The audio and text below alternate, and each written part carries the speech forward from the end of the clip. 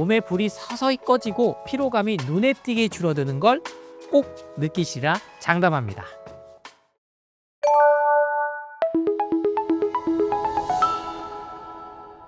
두통, 피로, 붓기처럼 병원에 가도 원인이 뚜렷하지 않은 증상을 호소하시는 분들이 많은데요. 원인이 만성 염증 때문이라고 하는데 정확히 무엇인가요? 네, 제가 항상 비만의 원인은 만성염증이다. 그러니까 여러분, 여성 호르몬이 부족해서 아니면 단백질 알부민이 부족해서 그래서 아픈 게 아니라는 걸 좀 생각을 해주시고요. 이 만성염증은 눈에 보이지 않지만 몸속에서 조용하게 불이 난 상태라고 생각하시면 됩니다. 이 불이 오래 켜져 있으면 세포가 손상되고 혈관이 약해지며 결국 고혈압, 당뇨, 심혈관 질환 같은 만성병으로 이어지는 것이죠. 이걸 끄는 가장 자연스러운 방법이 바로 음식, 살아있는 채소와 과일이라는 걸 계속 주장하고 있는 겁니다. 실제로 식단만 바뀌어도 염증이 줄어드는 경우가 있나요? 네, 정말 많습니다. 제가 우리 제철건강 채널과 함께 초반에만 해도 의심하신 분들이 너무나 많았어요. 하지만 이제는 제가 정말 천일간 운영해오고 있는 예방원 카페만 가셔도 이런 사례를 흔하게 보실 수 있습니다. 즉, 검증상 이상은 없는데 늘 필요하다. 자고 일어나도 붓기가 빠지지 않는다. 얼굴이 자주 달아오르고 머리가 무겁다. 이런 분들이 채소 과일 위주로 식단을 바꾸고 나서 2, 3주 만에 몸이 훨씬 가벼워지고 두통이 사라졌다는 사례글들을 너무나 쉽게 찾아보실 수가 있습니다. 즉, 염증은 약보다 음식이 더 빠르게 반응하는 경우가 많습니다. 만성 염증으로 고생하시는 분들에게 추천해 주실 채소와 과일에는 어떤 것들이 있을까요? 네, 정말 채소와 과일은 뭘 먹어도 좋습니다만 우리가 일상생활에서 가장 흔하게 그리고 간단하게 구하실 수 있는 게 중요하겠죠. 바로 저는 이 당근, 브로콜리, 토마토를 추천드립니다.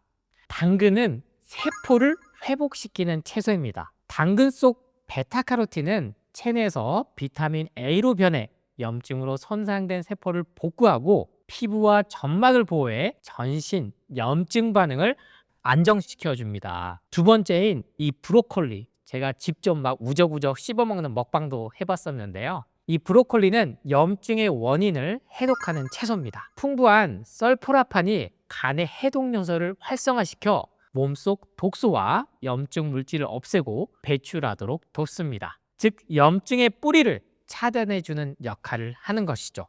마지막으로 세 번째인 이 토마토는 혈관의 염증을 완화하는 과일입니다. 붉은 색소 라이코펜이 활성산소를 제거하고 혈관벽을 안정시켜 전신 염증을 줄이는데 탁월합니다. 결국 이 세 가지는 당근은 회복, 브로콜리는 해독, 토마토는 보호를 담당하며 시너지를 내는 것이죠. 그럼 이 세 가지 채소를 어떻게 먹는 게 가장 효과적일까요? 네, 핵심은 자연 그대로 꾸준히 섭취하는 것입니다. 그렇다고 이 세 가지만 계속 매일 먹으라는 뜻은 아니고요. 다양한 채소와 과일을 취향대로 조합해 드시는 게 가장 좋습니다. 이 세 가지에 사과나 레몬을 함께 넣어서 착즙해 주스 형태로 마셔도 좋습니다. 브로콜리의 해독 성분, 당근의 회복력, 토마토의 항산화 작용이 자연스럽게 어우러져 하루 한 잔의 항염 루틴이 됩니다. 몸에 불이 서서히 꺼지고 피로감이 눈에 띄게 줄어드는 걸 꼭 느끼시라 장담합니다.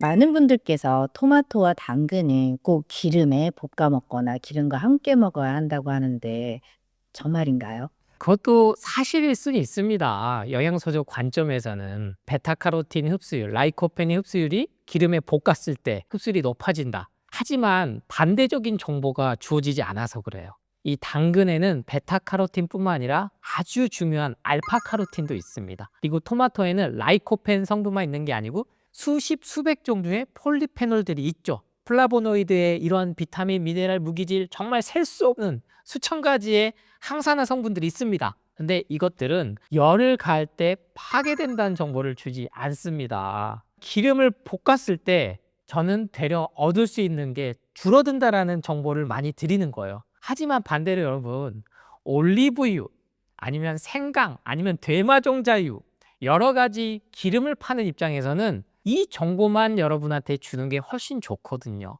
그래서 저는 반대로 당근과 토마토부터 정말 볶지 말고 그냥 드셔봐라. 꼭 기름이 정말 필요하다면 주스 한 잔에 견과류를 한 움큼만 같이 드시면 그 효과는 더욱더 극대화된다. 그렇기 때문에 채소와 과일은 가장 기본은 열을 가하지 않고 지용성이라 그래서 기름을 같이 섞을 필요가 없다. 순수하게 있는 그대로 채소 과일을 드시는 것부터 실천하셔라라는 말씀을 간곡히 드립니다. 요즘 많은 분들이 스트레스가 많고 음식이 예전 같지 않다고 말씀을 많이 하세요. 이런 환경 속에서 우리가 실천할 수 있는 작은 항염 습관이 어떤 것이 있을까요? 네, 정말 많은 건강 정보와 비법이 쏟아져 나오는데요. 저는 이렇게 말씀드립니다. 거창하게 바꾸지 말고 단순하게 시작하시라. 가공식품을 줄이고 자연의 색이 살아있는 채소와 과일을 하루 한 번이라도 챙겨 드시면 몸의 불이 조금씩 꺼져갑니다. 밥상 위에 빨강, 초록, 노랑 색깔을 의식적으로 채우는 것. 그게 바로 항염의 시작이고 가장 현실적인 해독입니다. 우리가 항염, 항산화가 중요하다는 말에서 결국에는 홈쇼핑에 건강기능식품을 크게 만들어 버렸습니다. 그래서 글루타치온, 유산균, 현재는 알부민까지, 그리고 잠이 안 오면 멜라토닌까지 챙겨 먹게 하는 시대에 살고 있거든요. 하지만 저는 여러분께 되려 비워라, 내려놔라 그랬을 때 항염, 항산화가 시작된다는 말씀을 드립니다. 실질적으로 건강을 장수하는 비결의 가장 핵심은 먹는 것이 60%, 그 다음 수면이 30%, 운동은 10%에 불과합니다. 근데 현실적으로 우리는 마라톤을 해야 되고 계속 하루에 10,000보씩 걸어야 되고 운동이 중요하다. 즉 단백질, 근육을 만들어야 된다 해서 또다시 단백질, 소화효소들을 챙겨 먹는 시대에 살고 있는 것이죠. 하지만 운동도 여러분이 먼저 먹는 것부터 비우고 내려놓고,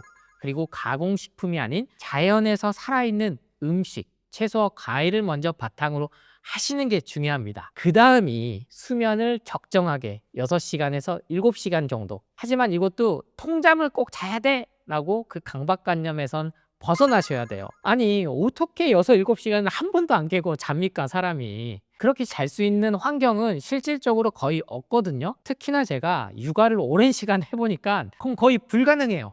특히 우리 여성분들 그 정말 10년, 20년 동안 육아하고 살림하고 잘 해오셔놓고 결국에는 40대 중반, 50대 들어서 갱년기 장애 진단을 받고 나서 이게 내가 수면을 못해서야, 지난 시간 동안 내가 너무 못 챙겨 먹어서야, 이렇게 죄책감을 가지시거든요. 전 그러실 필요 없다. 그래서 40대 중반과 50대가 될수록 먹는 것만 좀 더 비워야 된다.